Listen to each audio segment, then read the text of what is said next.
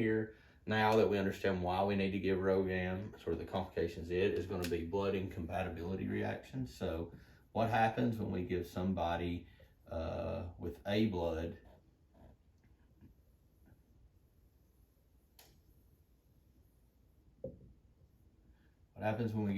with A blood B blood type?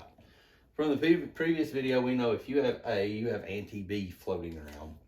If you have AB, you don't have any antibodies floating around. If you have O, you have anti-A and anti-B, and thus you have anti-AB immunoglobulins floating around, which we call, in this case, with blood, agglutins, because they'll cause agglutination. So what happens when B-type blood goes in here? So if you're giving somebody B blood, you're not only giving them the RBCs, but they're also going to get some of the antibodies from the B blood. So this blood will have your anti-A antibodies in it. So as we give these people this blood, will it be the antibodies from the blood we're given will attack the healthy blood of the person or the person that's getting the blood? Or will it be the person's their antibodies of the patient here who has A-type blood and anti-B that will attack the B-type blood? Well, even though there's a few of these antibodies, there's so few at the point that you're introducing them in, they may attach to some of the A red blood cells that the patient has and cause those to be broken down, and what we call acute hemolytic reactions, because this is an acute hemolytic blood transfusion reaction, especially if it occurs within the first 24 hours. After that, it's no longer considered an acute reaction. It still would be a hemolytic reaction if it's causing the blood to break down. But there's so few of these antibodies, they sort of just get diluted out in the process. They may attach.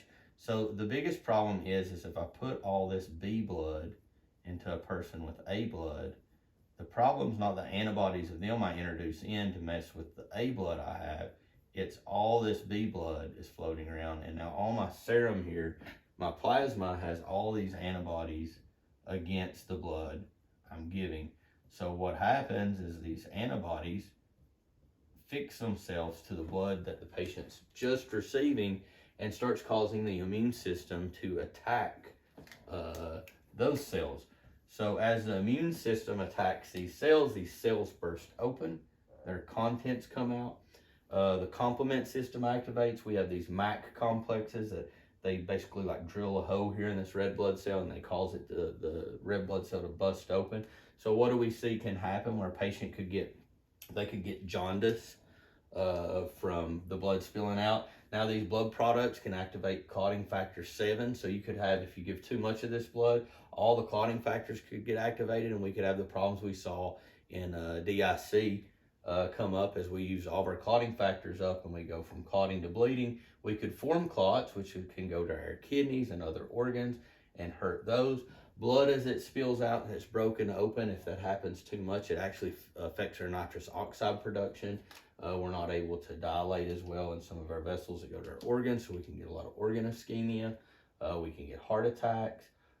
We can get, due to splanchnic circulation issues, they get a lot of abdominal pain due to all these toxic products trying to be filtered out by the kidneys and small clots going there.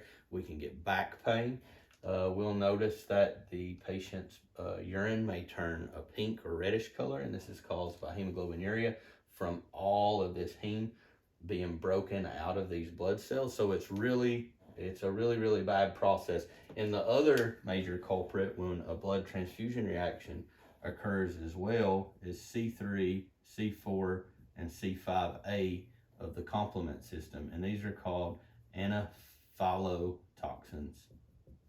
And these are what lead to those anaphylactic like reactions. You get increased endothelial permeability, so you get these vessels that dilate, you get fluid spilling out, all of a sudden you get hypotensive.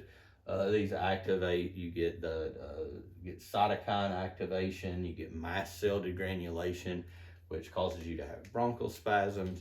So this whole process is started because of incompatible blood. It's one of the reasons we start blood out slow and we see how the person will react to it. Now, as soon as the blood goes in, we generally don't see a reaction just immediately. And those type of reactions where we just get immediate, like an anaphylactic reaction, those are usually people with IgA deficiencies. Of course, in either of these, if your patient started to have back pain, fever, rigors, chills, abdominal pain, they just didn't feel right, we would want to stop the blood, and we would want to send the blood to the blood bank, as well as draw labs on our patient to have them see if there's some type of incompatibility.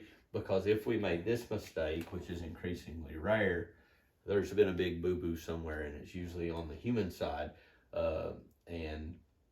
This patient's going to need a ton of fluids. At times we'll give Lasix. We'll try to clear those kidneys out from those toxic products that are building up near it. We may have to give steroids to blunt some of the immune response if we can. And obviously the patient needed blood. Well, now they have more destroyed blood around. We're probably going to want to get them topped and crossed and get them the correct blood. But the earlier we catch this, the better. Now, problem is, let's say we had a patient on a ventilator and we hung blood. What could be one of our signs and symptoms that maybe we had given incompatible blood to our patient? Well, one is checking for fever. We need to check for fever. Of course, that could be one. But maybe you look down at the urine bag and the urine was clear, and all of a sudden now the urine's turning pink. It's getting a pinkish tint to it in the tube. You may want to talk to your physician and bring someone in and say, hey, we might need to stop this blood. I think they may be having a reaction. Of course, checking and trending vital signs is always going to be your best bet. If you see major changes there, there's been a major change somewhere.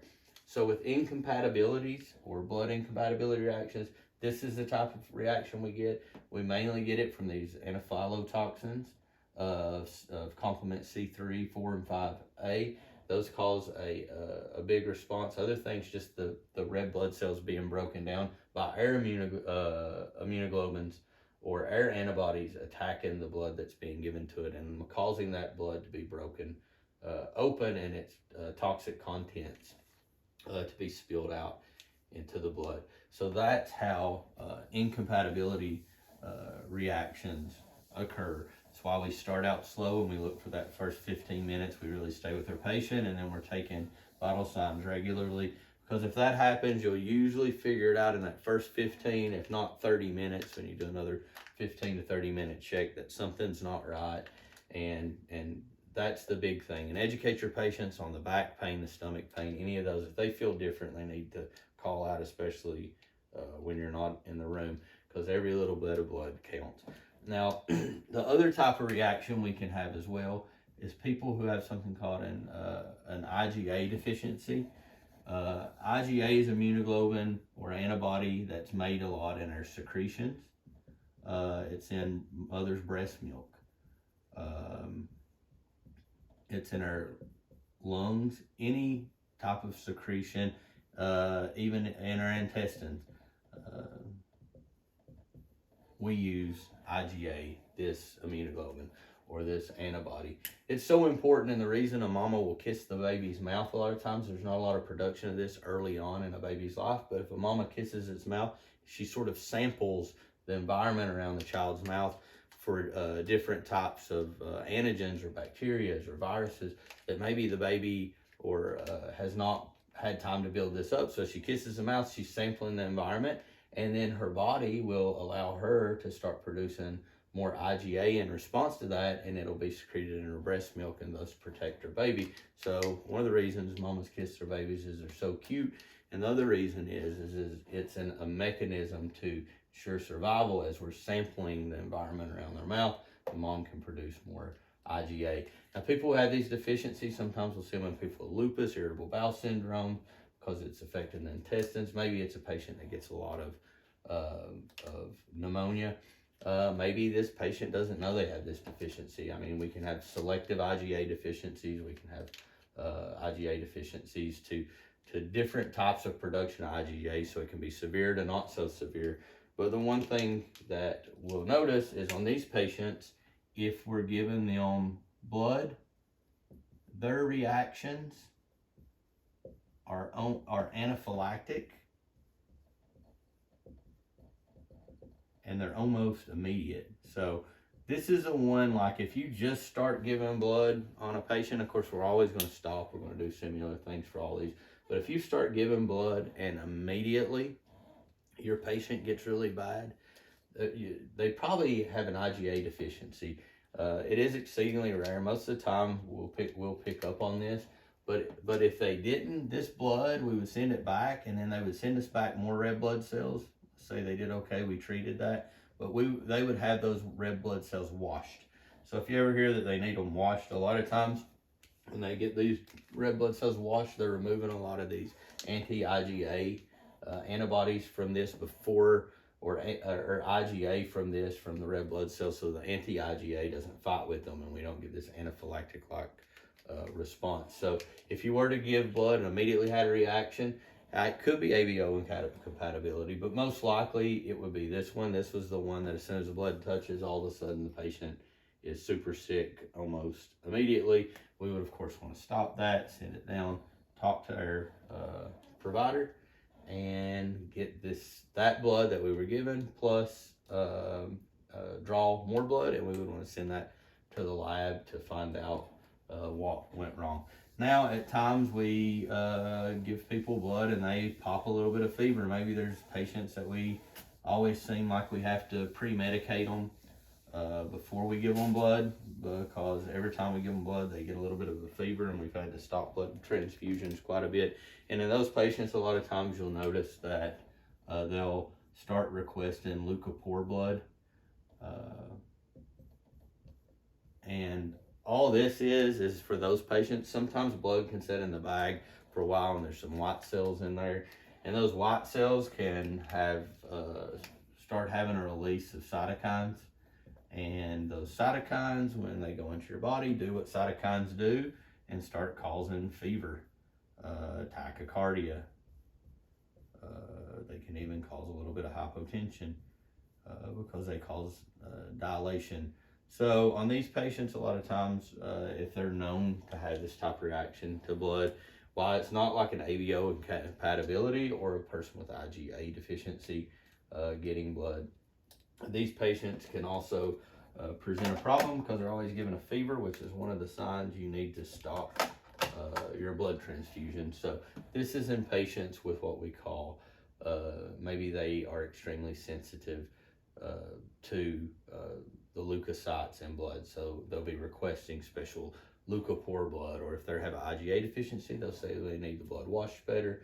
And then with the ABO incompatibility, of course, we're just going to find out where the human error took place. How did we get the patient the wrong blood typing? Where was the error on our part for that? So that was our section on blood transfusion reactions and the different types of reaction, and sort of maybe some of the words and terminologies that you'll see used in these conditions. I hope you like these videos. Soon we're going to finish out our hematology section for the CCRN review, and we're going to go into some renal, some cardiology stuff, some of the funner stuff people like. However, you really just have to know these things. Sort of allows you to attach the level of importance to them you need to, because these are definitely life and death things that we just shouldn't have complications in, because we should be recognizing them really quick.